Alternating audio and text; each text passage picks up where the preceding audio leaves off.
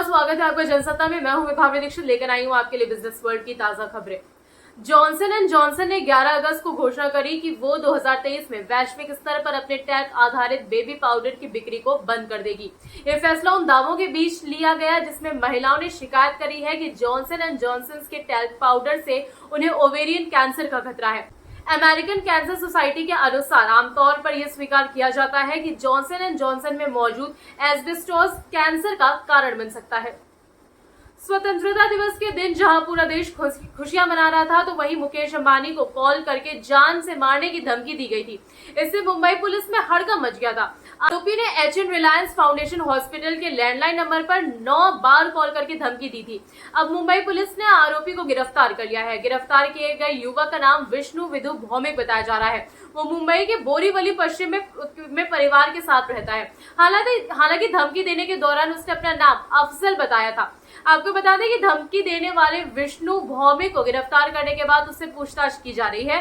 Police ने बताया कि आरोपी पर पहले से ही आपराधिक केस दर्ज है।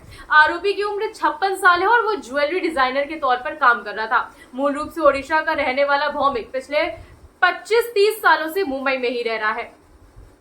भारत में कंपनियां 2023 में 10% वेतन बढ़ा सकती हैं। एक रिपोर्ट के मुताबिक कंपनियां श्रम बाजार में सख्त स्थितियों से जूझ रही हैं। वैश्विक सलाहकार ब्रोकिंग और समाधान सेवाएं मुहैया कराने वाली कंपनी विलिस टावर्स वाटसन की वेतन बजट योजना रिपोर्ट में पाया गया है कि भारत में कंपनियां 2022-23 के दौरान 10% वेतन बढ़ाने के लिए बजटीय व्यवस्था कर रही हैं। पिछले साल में वास्तविक वेतन वृद्धि 9.5% थी। रिपोर्ट के अनुसार भारत में आधे से ज्यादा नियोक्ताओं ने पिछले साल की तुलना में चालू वित्त वर्ष में के लिए अधिक वेतन वृद्धि का बजट रखा है। इनमें से 1/4 ने बजट में कोई बदलाव नहीं किया। रिपोर्ट में कहा गया है कि 2021-22 की तुलना में केवल 5.4% बजट कम किया गया है। रिपोर्ट के मुताबिक एशिया प्रशांत क्षेत्र में सबसे ज्यादा वेतन वृद्धि भारत में होगी। अगले साल चीन में 6%, हांगकांग और सिंगापुर में 4% वेतन बढ़ाया जाएगा। रिपोर्ट अप्रैल और मई 2022 में 168 देशों में किए गए सर्वेक्षण पर आधारित है। भारत में 590 कंपनियों से बात की गई थी। कोरोना के खिलाफ जारी जंग के बीच भारत बायोटेक ने देश की पहली इंट्रानेजल यानी कि नाक से दी जाने वाली कोविड वैक्सीन BBV154 के 3rd फेज का सफल ट्रायल पूरा कर लिया है। इस वैक्सीन को बूस्टर डोज के तौर पर दिया जा सकेगा। जानकारी के मुताबिक BBV154 इंट्रानेजल वैक्सीन का पहला और दूसरा क्लिनिकल ट्रायल किया गया। ट्रायल के दौरान वैक्सीन को पहली और दूसरी खुराक के तौर पर दिया गया था।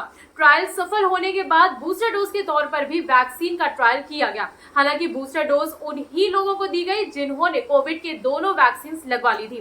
तीसरे चरण के दोनों ह्यूमन क्लिनिकल ट्रायल के आंकड़े नेशनल रेगुलेटरी अथॉरिटीज को अप्रूवल के लिए भेजे गए हैं।